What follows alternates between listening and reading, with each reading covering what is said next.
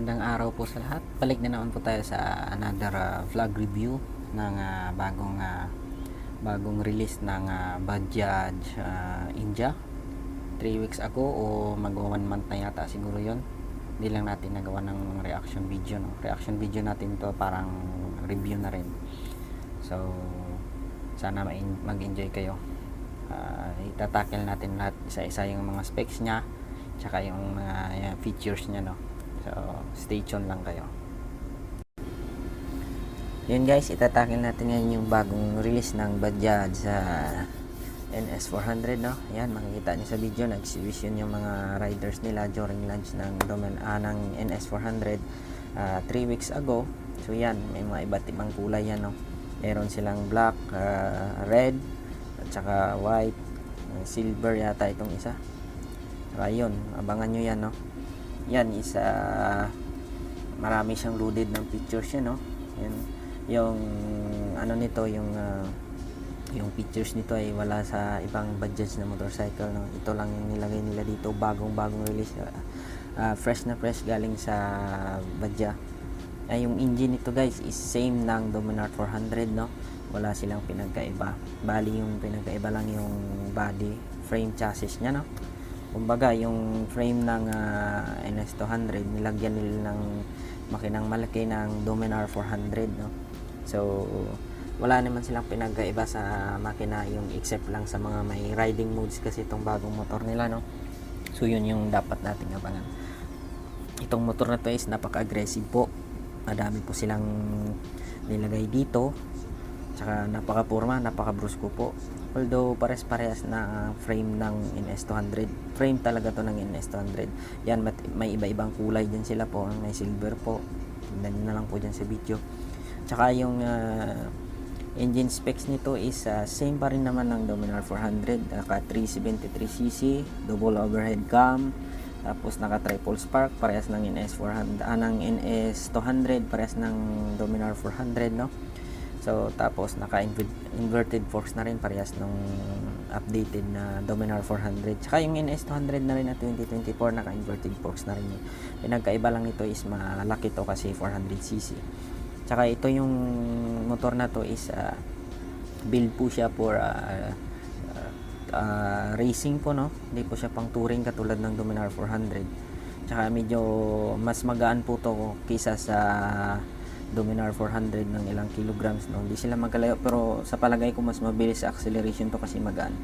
So yan, tingnan nyo po, meron po yung wala po silang nilagay na mga kung ano dito. So expected natin na sa power, hindi sila magkalayo ng Dominar 400, no? Magkakaalaman na lang yan sila kung may mga video. Marami naman pong video, search nyo lang po dyan sa YouTube, meron naman yata siguro dyan mga full reviews sa mga India. Alam niyo dyan, may English naman dyan na tutorial, no? Yan. Kasi dito itatakil lang natin po yung review ng specs, ano ito, yung kumbaga review lang natin ng specification ng Bajaj, pero hindi pa natin actual talaga nahawakan tong motor na to, no? O na rides. Bali expectation review lang to, no? Comment review lang natin. So yan, nakikita nyo, tinatakil niya, may mga radiator, may radiator siya, no? Same yan kasi liquid cool yan, eh. Yan, maganda yung engine specs. Tingnan nyo, parehas talaga ng Bajaj yung ng Dominar 400 yung style ng engine, kasi engine to ng Dominar 400. Saka yan, naka crash guard na rin siya. Kumbaga mas okay ito kaysa sa Dominar para sa akin. Comment ko lang, ano ko lang yun guys, no? Personal opinion ko lang yun na mas prefer ko to kaysa sa Dominar 400, pero meron naman pong mas nagagandaan sa Dominar 400. So yan, ang ganda ng handle grip nya, so parang hindi siya cheap, no? Meron na rin adjustable yung brake nya, tsaka yung clutch nya. Ganda ng upuan, yung mga brake rings nya, yung shock nya parehas ng NS400, pero hindi ko nitrox pa rin, parehas nga ng NS200 pala. Yung gulong nya malaki sa likod, naka 140 yata yun, naka 150, hindi ko pa na may tire-hugger din siya, no? Parehas ng NS200. Ang ginaiba lang is yung makina, no? iba natin guys sa highway to kung mabilis talaga to, hindi pa naman natin masabi kasi nakakita na natin sa mga acceleration review is nagta-top speed siya ng 160, 170 siguro, pero bago pa eh. May apat pala na riding modes to guys, no? Yung isa ko lang natandaan is sports mode, rain, tsaka ano, hindi ko pa alam kung ano yung dalawa, pero kagandahan nito guys, may riding mode siya, di ba? Meron na, equip na rin ito ng slipper clutch para sa smooth ng gear shift natin hanggang 6 speed. Naka 6 speed transmission to guys, no? Ano yan, standard yan sa Bajaj. Nakita nyo may mga specs na siya, may hazard light siya, meron siyang kill switch, no? Standard yan sa motor. Ang ganda ng ano nyo, ang ganda ng instrument panel niya, may socket na rin siya pang charger. Tsaka yung dun sa switch niya, meron siyang mga selector ng switch dun. Meron siyang Bluetooth connectivity, lahat makikita mo dyan, lahat may gear indicator, lahat naka sports mode ngayon ito, rain tsaka off-road pala. Road, yung riding mode niya, rain, sport, tsaka road, off-road. Yun lang guys, no? May charging